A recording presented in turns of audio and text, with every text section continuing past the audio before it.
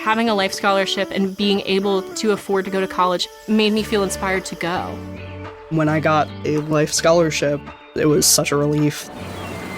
I knew that I wanted to have an impact. Having a life scholarship through the SC Education Lottery was huge. It gave me the opportunity to make that impact right here at home.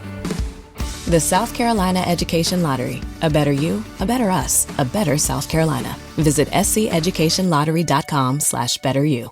Ready to make a real impact every day? Join the Active Day Home Care team and help clients maintain their independence in the comfort of their own homes. Make a difference in someone's life as you provide essential daily assistance and protect their health and happiness. Earn up to $20 an hour and enjoy additional perks like optional daily pay, 401k, paid time off, ongoing educational training, and more. Join a team that values care, compassion, and your professional growth. Visit activeday.com to apply. Welcome back, everyone, to The Deep Dive. And today we're going to be taking a close look at the Joe Rogan Experience. Really interesting podcast. I mean, I feel like everyone's probably at least heard of it. It's everywhere, right? Yeah, definitely. And we've got a ton of great material on it and some really interesting perspectives. I think our goal today is to kind of pull out the most important and intriguing things about this show for you guys so you kind of understand what makes it tick. Yeah, what is it about this podcast that makes it so influential? Exactly. It's so popular, right? Yeah, so it actually started way back in 2009, December 24th. Christmas Eve. Oh, wow. Yeah, Christmas Eve, 2009, so, over a decade ago. Wow, I did not know that. Yeah, and initially Joe Rogan had a co-host and producer, Brian Redban. Oh, interesting. And that was until about 2012, and then Jamie Vernon took over on the production side. Okay, so when we're looking at this podcast, one of the first things that really jumps out is just the length of these episodes. Like, sometimes they can be over an hour. Yeah. Sometimes they can be 3 hours long. They can go on and on. I've even heard of some that are like 5 hours long. The average episode is probably somewhere between 3 and 4 hours. Wow. So, really deep and unfiltered discussions. That's really interesting, because in a world where everyone wants,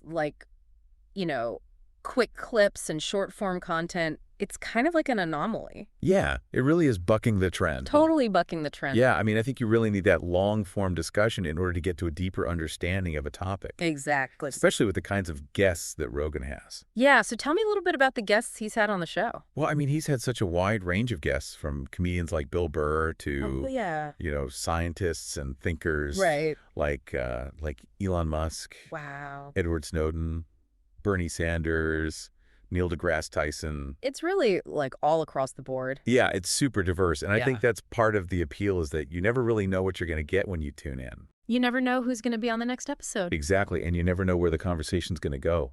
That's really interesting. And that's not for everybody. Right. Some people like a little bit more structure. But Yeah. Rogan's show is kind of, whatever happens, happens. And that can lead to some really fascinating moments. For sure. And speaking of those fascinating moments, that interview style has gotten a lot of praise because it is so open and people feel like they can kind of get into the weeds on certain subjects. Absolutely. It's kind of like sitting in on a conversation between Rogan and whoever his guest is. Exactly. That's definitely one of the things people really like about the show, but it has also drawn some criticism. What's interesting to me about this show, and especially after reading all this material, is that it's so polarizing. Oh, yeah. People either seem to love it or hate it.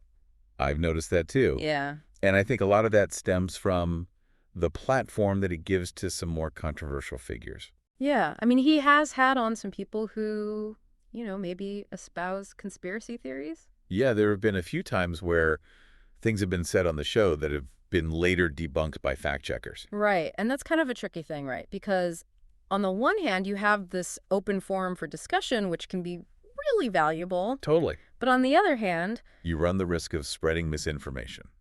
Exactly. And I don't think Rogan himself is trying to do that necessarily. No, I think he genuinely wants to have these open conversations. Yeah, but, when you have millions and millions of people listening, it does create a certain responsibility. For sure.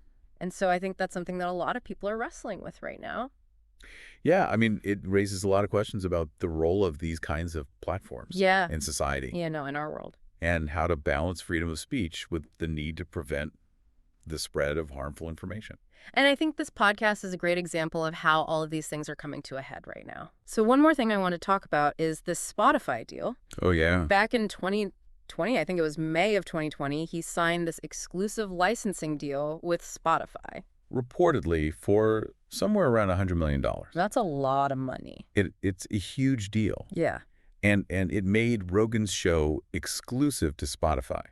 So you couldn't listen to it anywhere else? No. Yeah. Not for a certain period of time. Right. I mean, this is a big deal in the podcasting world. Absolutely. And I think it really speaks to the power and the influence of Rogan's podcast. For sure. I mean, and it really just cemented its status as one of the most popular and influential podcasts in the world. Yeah, I mean, regardless of the controversies, there's no denying that the show has a huge and dedicated listenership. For sure. So, I mean, I think, just to kind of recap for everybody out there, we've got this podcast that's all about long-form conversations. With a very diverse range of guests. Exactly. And it's gotten a lot of praise for its openness and its willingness to delve into difficult topics. But it's also faced some criticism for hosting controversial figures and for spreading misinformation. And then, of course, there's this huge Spotify deal, which, really kind of underscores its massive influence.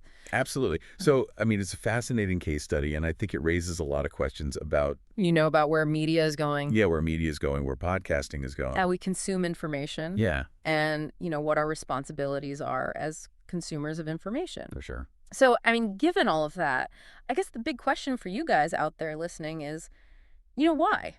Why is this show so popular? What is it about the Joe Rogan experience? Why is it so influential? That has resonated with so many people. Yeah. What is it about those long-form conversations? Right.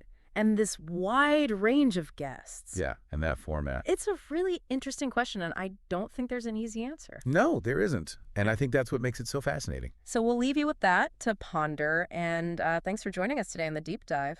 It's been a pleasure. Thanks for listening, everybody. See you next time. Having a life scholarship and being able to afford to go to college made me feel inspired to go. When I got a life scholarship, it was such a relief. I knew that I wanted to have an impact. Having a life scholarship through the SC Education Lottery was huge. It gave me the opportunity to make that impact right here at home. The South Carolina Education Lottery. A better you, a better us, a better South Carolina. Visit sceducationlottery.com/betteryou.